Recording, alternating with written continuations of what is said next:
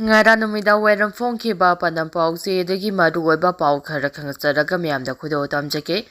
Manipur Conference Court ke rai amana tholakpani haiba Amisa gi statement ngasi so hongdrei Kanglup ani gi madakta laidiba thajanadaba ase koktuna athubada ingta palaklagani Amisa Manipur violence ki matangda Union Home Minister Amisa na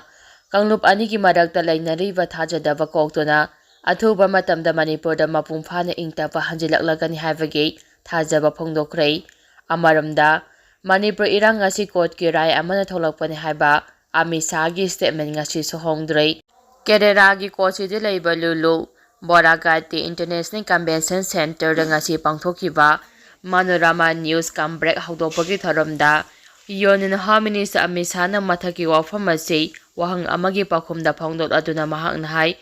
Manipur da BJP lengak lakharaba matung chahi taruk state asida ban laikhide strike laikhide amade ethnic violence amata thokide aduba court ki warep amana Manipur da Kanglup ki oiba hingsa gi thodok tholakhibane Manipur violence asida ramaga mari amata lainade masi ethnic violence amani haina su phongdokhe Amisa na makha taraduna maru oiba opposition party ama oidiba Congress lengak matamda Manipur da hena sathiba ethnic violence sing thoki hingsagi thodok sing adu chahi amaga makhai natraga chahi ani makhadi adumak sathaki masi punamakna ukhrabane hauji Manipur da ingta pahanjilak pahore haba wafam thamnaduna Amisa na hai mugnariba community ani makna Union Home Minister na tonga na unaduna maridak wari sana khre amade apumbagi mifam su pangthokre Athuba matamda Manipur da mapung phana mahusagi phibamda hanjilak pangamlagani aikhogi ahanba panamde ingta pa hanjilak pa haibasini madu haujikti phangba ngamlaklei lenga asina awang nopok lamdam gi lal harup singge agreement kungi mathakta sign tawngaduna miyoi leising tararom khulai thadoktuna mahusagi punsida purak pangamkrei adubu khulai thada uyadaba singide wari sana ba oithokte lalawba singna khulai thadoktuna constitution gi framework manungda laklaba matam aduda wari sanagani hainasu mahangna phongdokhi delimitation ga mari leinaba hangba wahang amagi pakhumda Union Home Minister Amisa na hai delimitation gi matangda Tamil Nadu da chingnaba amade charangnaba thoaliba adu tasengna yumpham yaudabane delimitation gi matangda state asigi miyamda chingnaba ama po aliba adu tasengna state asida paksana senja thumjagi thabak sathariba lon laitabaga pangka oiriba punama adudagi Miyambuna thaiduna thamnaba thorangni amade state asigi chief minister na mahake machanupabu chief minister ohemba yana hotnarakpani leba asigi oina mikok thibagi thaba kumjal ising aniga supna kunga tareta mapum phana loisingani mikok thibagi thabak loiraba matung delimitation act implement tawgani leba asigi southern state singda delimitation gi thabak chathavada aramba thaba amata tawroi hanasu Southern State singi porter singda mahanga thajaba thamki handak parliament ki nungjumi famda lenga ki makedigi pothoki ba constitution 130 amendment bill lising aniga subna kunga manga union territory amendment bill lising aniga subna kunga manga amasung Jammu and Kashmir organization amendment bill lising aniga subna kunga manga ki matangda hangba wahang amagi pakhumda Union Home Minister Amisa na laiba asigi miyoi amatana chief minister Masa jail da lairaga lengakpa pamloi Prime Minister amana jail dagi laiba ngakpa pamloi laiba asina ningkha tamkhiba chai humdraga manga asida chief minister kaya jail da laikrei makhoi loinamak jail da changdringai da pham thadokhiba ngaktane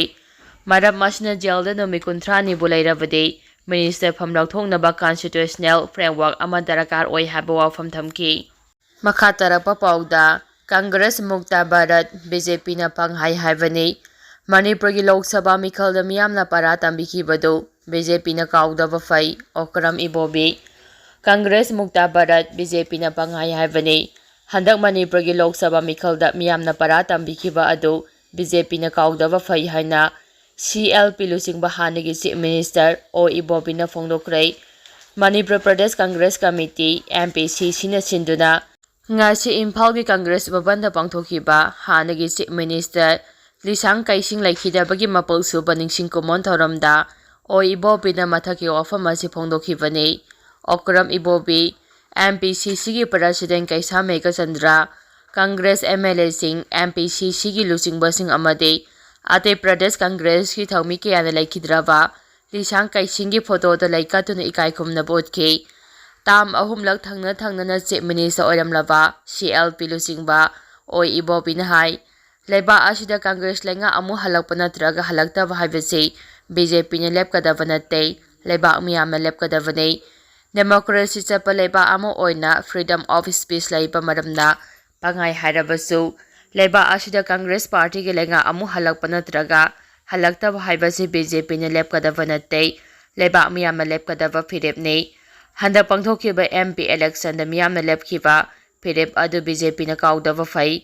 Mahakna makha taraduna India gi ahanba parame mikhalda mai paktuna MP oirambada natana state asigi Chief Minister oina tam kayadak pairam khiba luchingba asina laikhidaba ase state asigi oina chauna mangjabane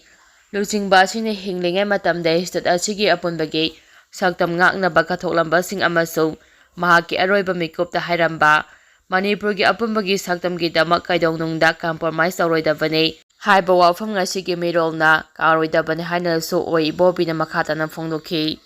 makhatarappa pauda Prime Minister Modi lakani haina nimphung ngangnari Pupura government su October thakaida semlaba yari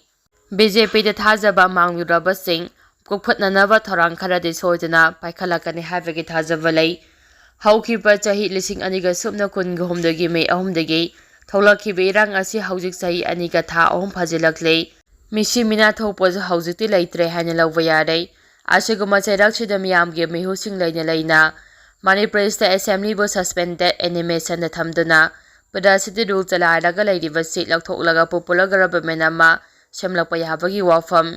BJP amasung masiga chaminariba party singi MLA singi marakta phongdoknaba yaure source amadagi phangba pawgi matung inna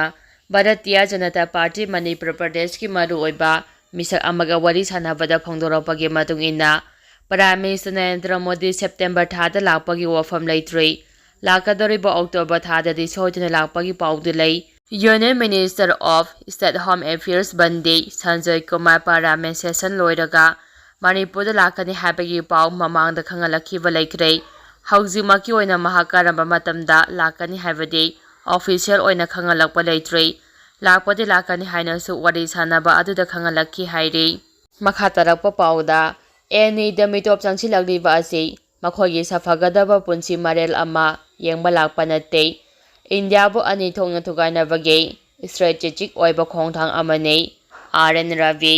North East mitop changsilakpagi thong ase India gi unity amasu integrity bu thugainaba hotnarakpani Bharat ki awang nupok thangba NE state singda amade West Bengal da yumthangnariba atopa lebak singdagi ain kana mitop kaya lepna changsilagliba ase leba asida laklaga makhoi hena phaba punchi mahing amade Similon gi oiba khodong chaba sing phangnabagi lakpa natte apunba Bharat asibu ani thongna thugainabagi strategic oiba khongthang amagi pandamda lakhibani changchilagliba mitop singna su hirama siga mari lenaba thabak sing paikhatpa haure laiba asida changchilagliba mitop singa sibu army ki makedi su thingba ngamdrei arsiga khongthang asina Bharat ki apunba saktam unity amasung integrity da singnaba oirakani haina Tamil Nadu gi Governor RN Ravina phongdokre makhatarappa pawda Bengaluru da Zogam graffiti police ki inquiry houkhre Bengaluru gi overbridge pillar sing amade phaklang singi Zogam haba wahi yawba graffiti sing yaksenduna paksanna miyamda khanganaba maungda hotnarakpa thengnarakpadagi worker sing lakhibaga loinana masigi matangda Bengaluru police na thabak lakhatana inquiry chathaba houkhre Foreigner lising kun hen leiba Facebook page amada was point da phongdorapagi matung inna Jodam ge graffiti adugi matangda social media da thaganaratuna wato oirakpa yabagi phibam lakpaga loinana police na thabak lakhatpa haukhibani